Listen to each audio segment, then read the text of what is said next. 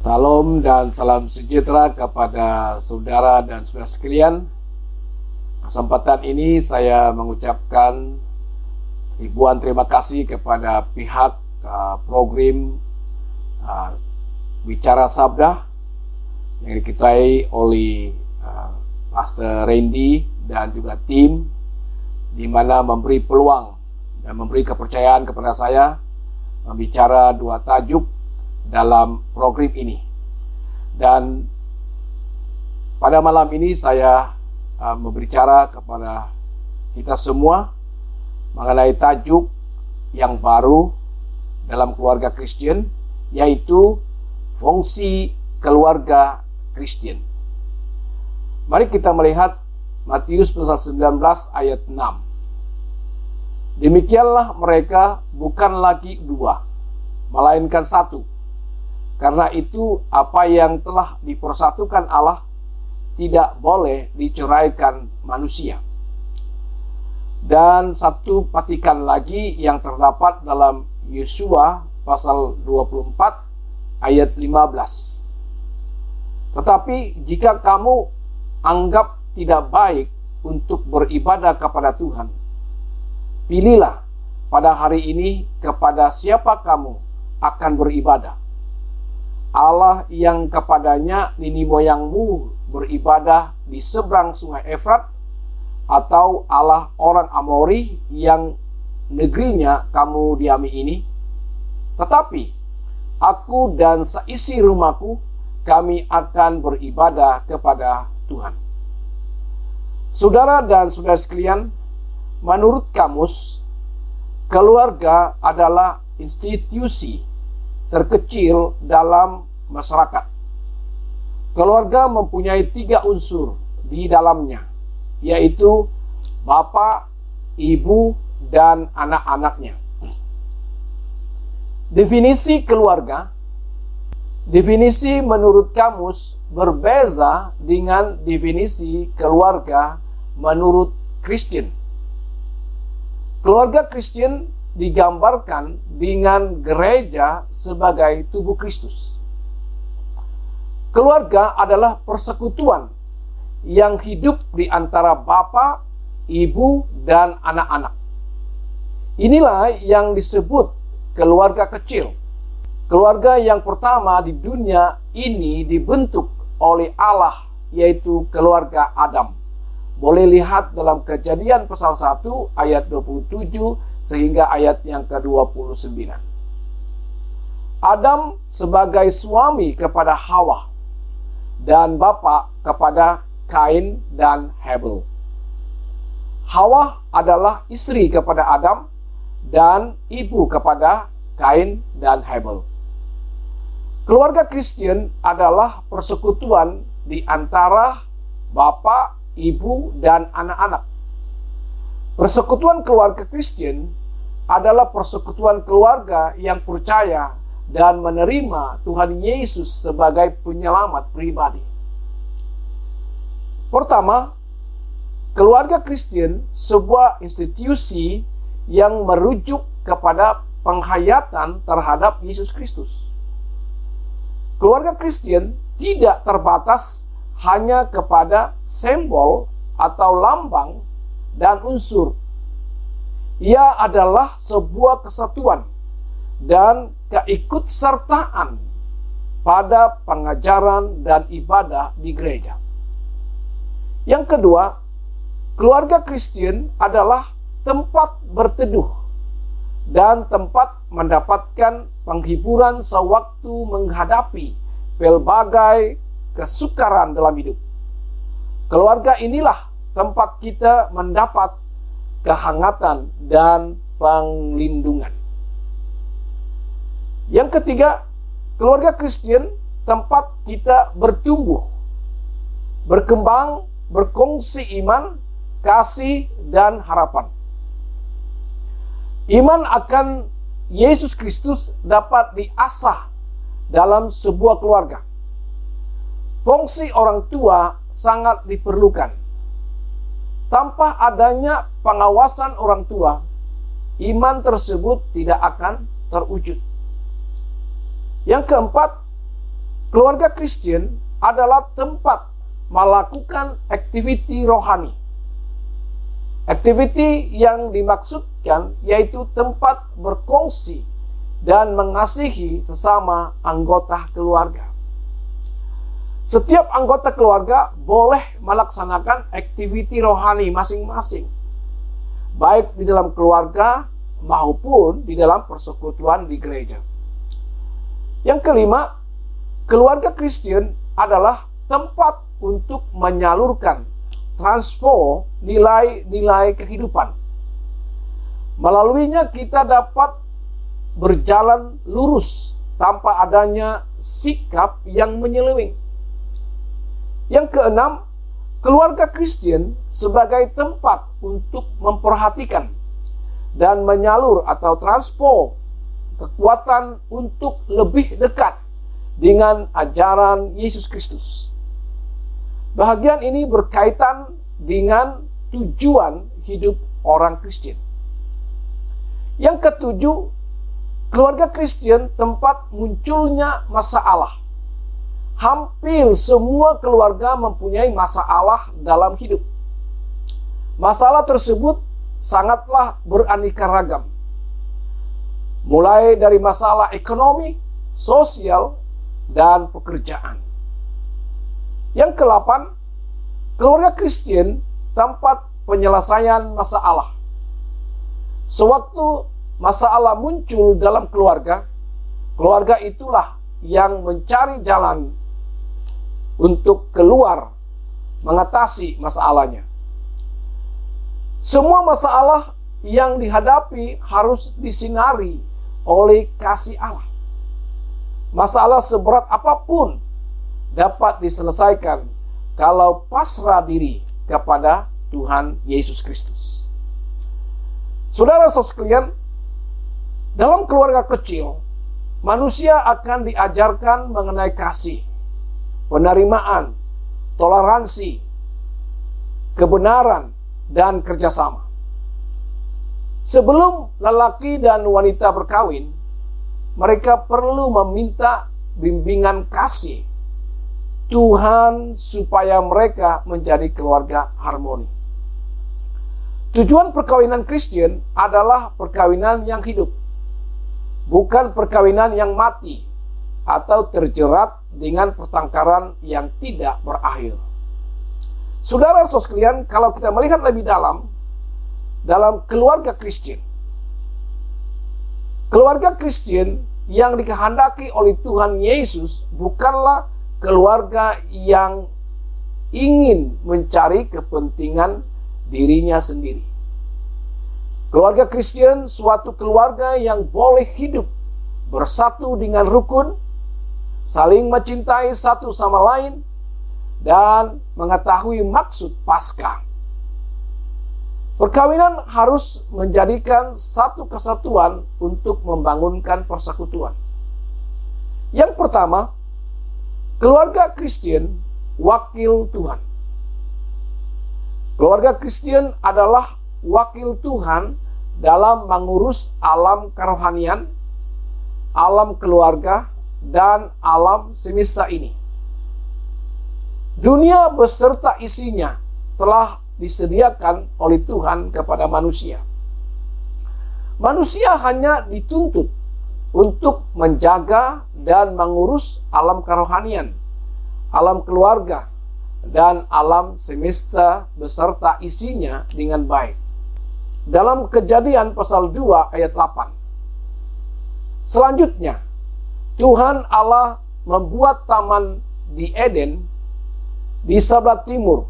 Disitulah ditempatkannya manusia yang dibentuknya itu.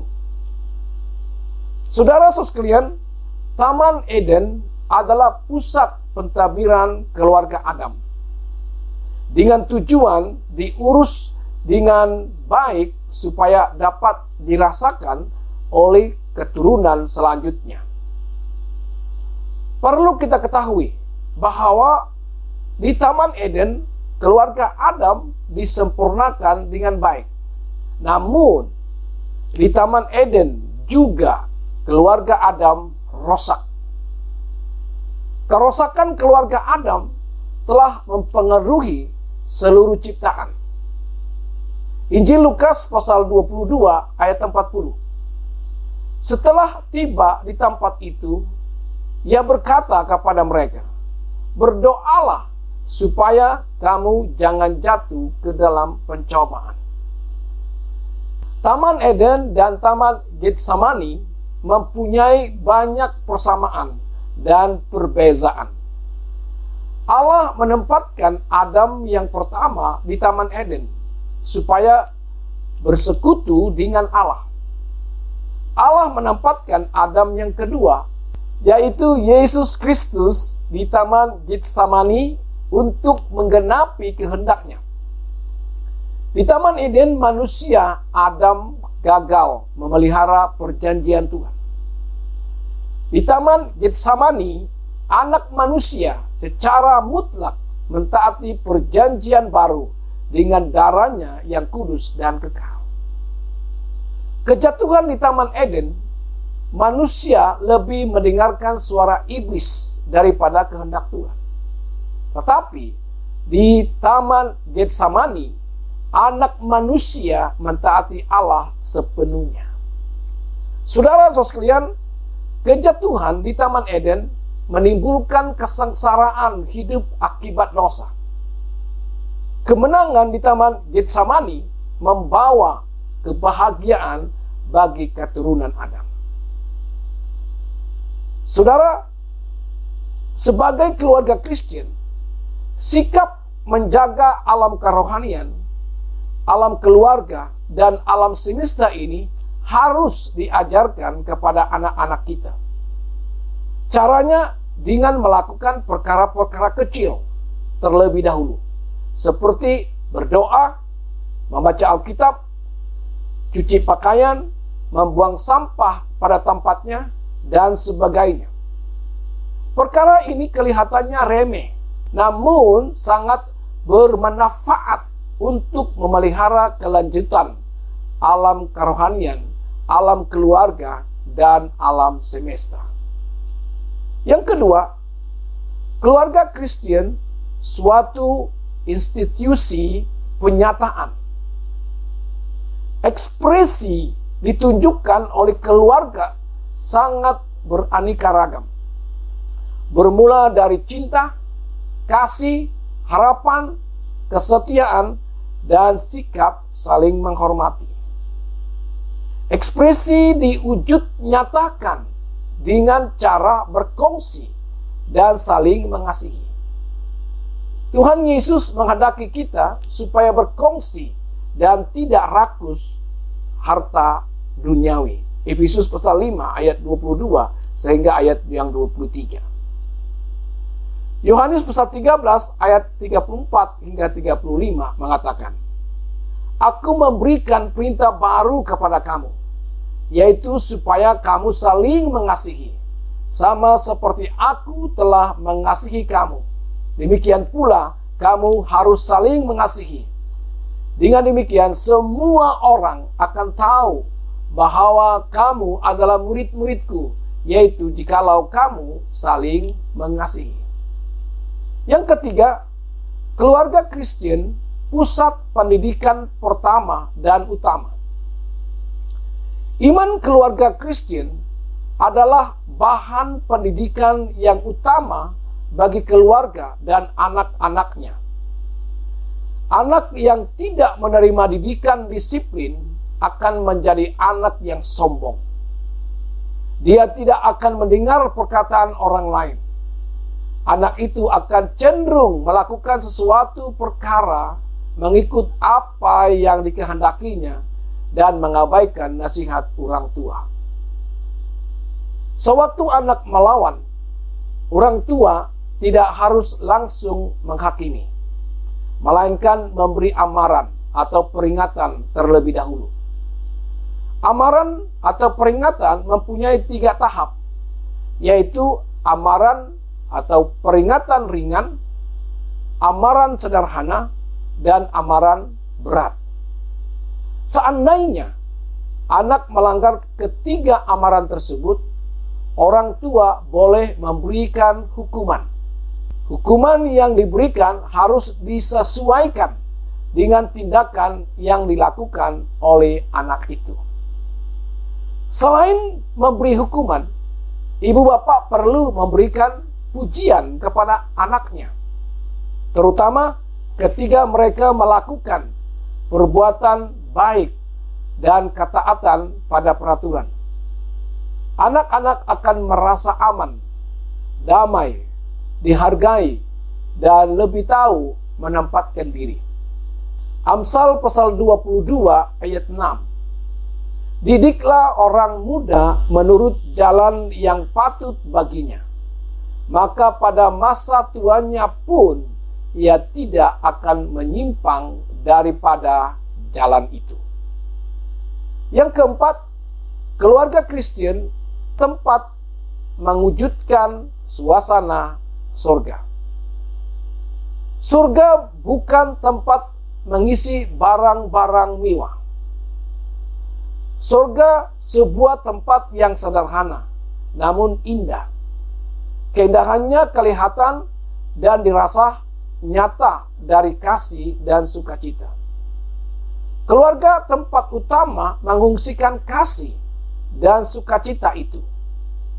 Caranya sangatlah mudah, yaitu mengungsikan keriangan, senyuman kepada anggota keluarga, dan mengungsikan perkara positif. Kalau dalam keluarga jarang tersenyum kepada semua anggota keluarga atau orang tua kepada anak-anaknya, secara otomatis akan mempengaruhi sikap, suasana, dan batin anggota keluarga juga anak-anak. Suasana surga dalam keluarga akan wujud kalau Allah diundang hadir di dalamnya. Caranya rajin berdoa supaya keluarga dipenuhi dan dilimpah dengan kepenuhan Allah. Efesus pasal 3 ayat 17 hingga 18. Sehingga oleh imanmu Kristus diam di dalam hatimu, dan kamu berakar serta berdasar di dalam kasih. Aku berdoa supaya kamu bersama-sama dengan segala orang kudus dapat memahami betapa lebar dan panjangnya dan tingginya dan dalamnya kasih Kristus. Yang kelima, asas iman adalah sumber keselamatan. Kalau ada seorang dari anggota keluarga hidup di dalam Kristus, dia akan menjadi terang dalam keluarga tersebut. Terang itu akan menjadi kesaksian hidup di dalam keluarga tersebut. Anggota keluarga yang bersangkutan diselamatkan oleh Yesus Kristus. Kisah Para Rasul pasal 16 ayat 31. Jawab mereka, percayalah kepada Tuhan Yesus Kristus dan engkau akan selamat, engkau dan seisi rumahmu. Saudara dan saudari sekalian, sejak penciptaan Allah memberikan mandat kepada manusia, yaitu memenuhi bumi dan mengurus seluruh alam ciptaannya. Kejadian pasal 1 ayat 27 hingga 28. Namun, ianya tidak sekedar mendirikan perkawinan dan keluarga, serta beranak cucu, mengurus bumi ini. Pasti ada tujuan yang lebih utama dari semuanya itu. Bagi orang Kristen, pencapaian cita-cita, kedudukan, atau kekuasaan, kekayaan, atau kejayaan bukanlah tujuan hidup yang utama. Semua itu hanyalah alat untuk mencapai tujuan yang lebih utama atau yang tertinggi. Pertanyaannya, apakah tujuan utama manusia? Jawabannya adalah untuk memuliakan Allah dan menikmati Tuhan selama-lamanya. Fokus dari jawaban tersebut adalah memuliakan Allah. Inilah menjadi tujuan utama dari semua aktiviti dan gerak hidup orang Kristen. Perkara ini secara sederhana disimpulkan dalam 1 Korintus pasal 10 ayat 31. Jadi, entah kamu makan atau minum, atau apa saja yang kamu lakukan, lakukanlah semuanya itu untuk kemuliaan Allah. Jadi saudara-saudara sekalian, sesingkat ini kita dapat mengerti, memahami apakah fungsi keluarga orang Kristen dalam kehidupan kita. Bila kita memahami ini, maka kita tahu peranan kita. Kita tahu apa yang harus kita lakukan dalam hidup ini untuk kemuliaan Tuhan. Amin. Terima kasih, Tuhan memberkati.